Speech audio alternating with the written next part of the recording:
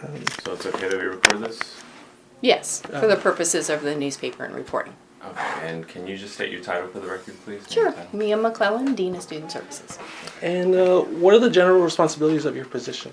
The general responsibilities of the overall position is to oversee the day-to-day activities of approximately 8 or 9 different departments on campus. Includes admissions and records, outreach, evaluations, student development and leadership, health service, personal wellness, and judicial affairs. Okay. So we were also wondering, it was about the access to student records. Oh, well, there's pretty much everybody else, like every administrator gives a different answer for this, but Okay. we're just curious who has access to student records. Who has access to student Yeah. records? So the student themselves, are you speaking of? So like if you if you wanted your student record, is that what you're asking? No, I guess like, I need a little like- more help like with that. Student workers, people who are employed by the school who have access to the student records. So it depends on which student records we're talking about, okay? And whether or not we're talking about colleague data tell records, whether we're talking about, faculty members have student grades, those are student records. So you need to help me here. I still have to refine it more. Someone who could specifically look up identification numbers of students, like who would have access to that kind of a thing? Again, so if you're talking financial aid, the financial aid staff would be responsible for financial aid student records. So student If workers? you're talking about, no, Oh. student workers do not have access to student records. And so again, are you asking specifically for, Just it kinda sounds like you how guys the are. levels of access Well, would go. Like I'm The kinda- general, it's only staff or faculty, depending on what exactly it is within the purview of their job description. So if you're an admission staff person, then you would have access to information having to do specifically with your job. Okay, that makes sense. How If you're in about financial aid, again, subsequently it'd be the same. So, Okay. but I guess I'm asking, you have a perplexed look on your face, like I'm not answering oh your no, question. I mean I'm just trying to get a sense for the kind of the general structure of it, and how it kind of like it goes from like that level and like are there different levels of like of access like Sure, yeah. Okay. So so you asked a student worker, right? So a student worker, first of all, is hired by a department. If they're a student worker, it means that their student status is verified. And then again, they're given access based on specifically the job that they're required to do. okay. Okay? So admissions and records to student workers answer telephones, right? So person calls in, they get information, they can look up general information. But they go through a whole security, they check with the person on the phone, they go through a series of steps to verify identification, and each of those student workers sign confidentiality.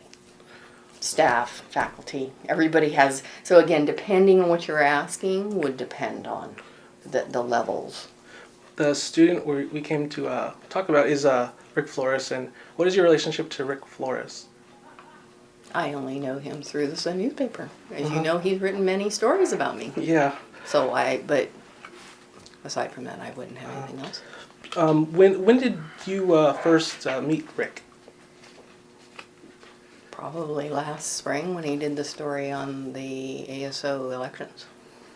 It's come to light that he was working with the police department, and he had told us that he was terminated, and he was somebody who had access to student records, and it was also, he admitted to us that he was writing for the Jaguar paper, and so we wanted to ask, what was your relationship to the Jaguar, and how many times have you been in contact with the Jaguar? I don't have any relationship to the Jaguar. No. No. They've sent me requests, but that's What it. are the details of those requests? Just general information, just as you guys are here. But I get emails all the time from people. But you've never responded to them? I responded to the question they asked me, just as I'm responding to you. Have you ever contacted them on your own, approached them? No. I mean, how do you approach them? I mean, I don't know. They're all paper, right? Through email? No. They have a phone number that you can reach them by and an email. No. So you have a... No, just like, I mean, we work with the son through the ASO. It's the same thing. I mean, I don't contact you generally, right? And I don't call you to say this is happening. So I wouldn't do the same to them. I mean, especially if you don't know who they are, right? Correct. Well, we have information to the contrary that Okay. suggests that you had a relationship with the Jaguar. That I had a relationship with the Jaguar. They made a request to me, and I have not responded to that request. Okay. So do you have something to show me the other way? Oh, actually, we do, but we're holding on to that right now. Okay. So, So again, what would be the issue with, if I did do that, what would be the issue?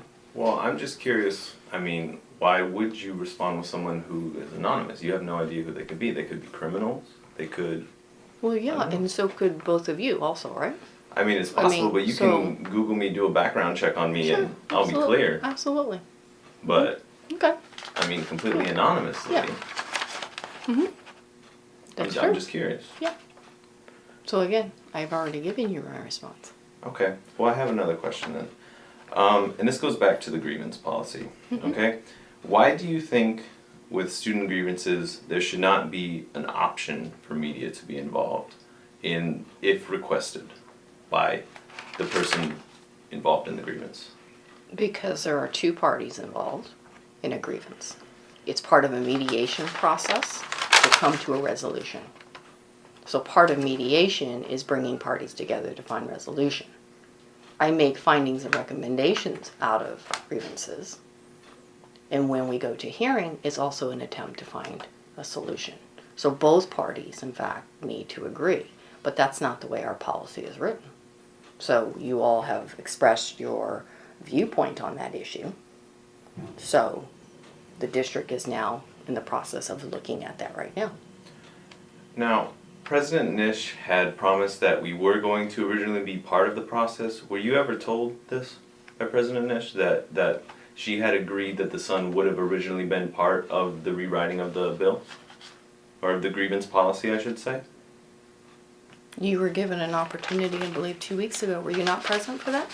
Yes, I was, Okay. but All right. originally, I'm just saying, I'm trying to understand if there was a miscommunication, or if simply we were not involved early and it was kind of rewritten and pushed through the system is what I'm asking.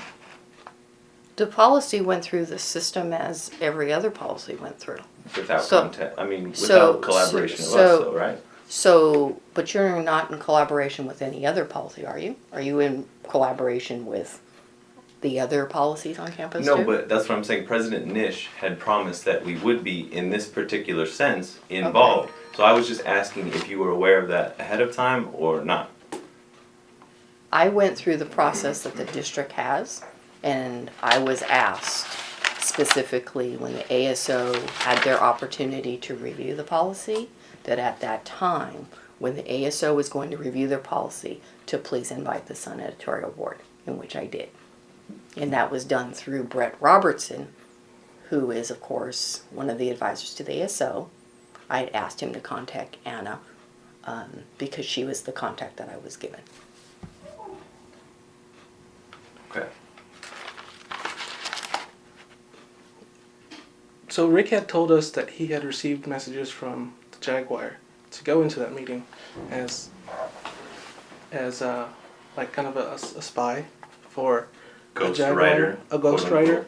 That was revealed in the anonymously documents that we have from our source. And does that sound like okay to have like a Jaguar, bringing in a ghostwriter to that kind of hearing or that kind of? I don't have any idea what. I guess I don't understand the context. ASO is a public meeting, so anyone can go. So why would anybody need to be a spy or? I guess I don't understand that.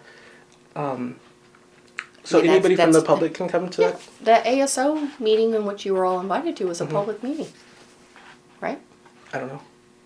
Is it? Yeah. Okay. Every ASO meeting that is, because the agenda was posted, is open to the general public. Okay.